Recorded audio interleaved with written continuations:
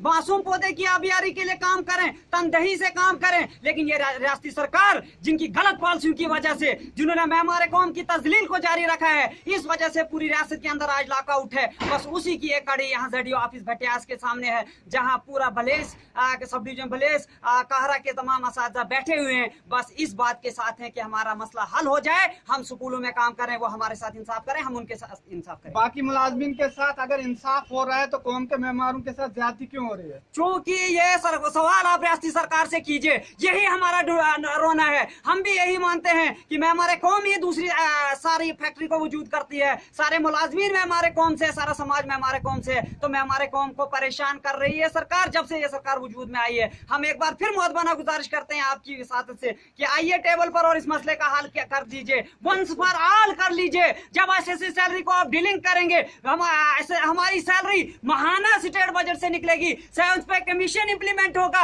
ईद के रोज हमारे बच्चे, आपने देखा ऐसे टीचर का बच्चा आज जो है कपड़ों के लिए तड़प रहा है, वर्दी के लिए तड़प रहा है, पेंशन के लिए तड़प रहा है। तो कैसे मुमकिन होगा हम इंसाफ कर पाएंगे? हम जहनी तौर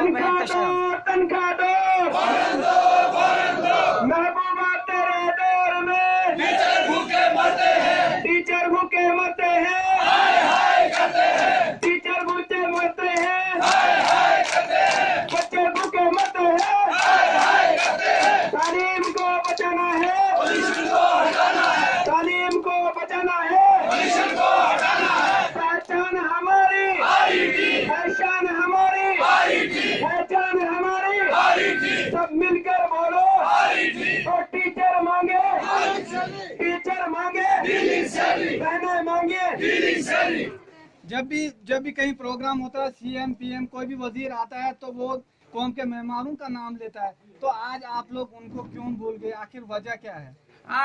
वही लोग जानते हैं। हमने 18 साल जंग आलूदा स्कूलों को खोला है, पूरा शोपुर खतर दौर के अंदर अपनी जानों को जोखम में डालते हुए उन दूर दराज इलाका जात के अंदर स्कूलों को खोला है। मेहनत कशों के, गरीबों के बच्चे हमारे पास आते हैं। मुझे लगता है कि कहीं ये सरकार प्राइवेट सेक्टर के साथ मिलकर जो गरीब बच्चे हमारे पास आते हैं उनके साथ खिलवाड़ करना चाहते हैं। सिविल सोसाइटी को सरकार से सवाल करना चाहिए, अगर वो हमारे मामला हल करती है तो हम क्यों सड़कों पर आ जाएंगे? हम एक बार फिर मुअद्दबाना गुजारिश करते हैं कि आप ऐसे सैलरी को डीलिंग करें, 7th पे कमीशन इंप्लीमेंट करें, मैं हमारे कौम की तजलील को बंद करें। हम बच्चों के साथ इंसाफ करेंगे, आप हमारे साथ इंसाफ करो। आज ईद के लिए जब जेलरों के साथ भी इंसाफ करते हैं तो आप लोगों के साथ इंसाफ क्यों नहीं कर रहे?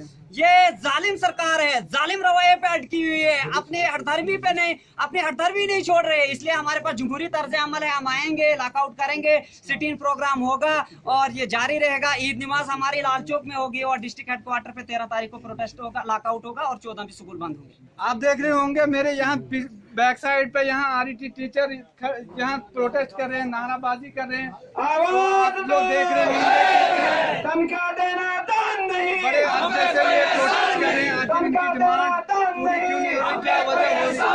रियासती सरकार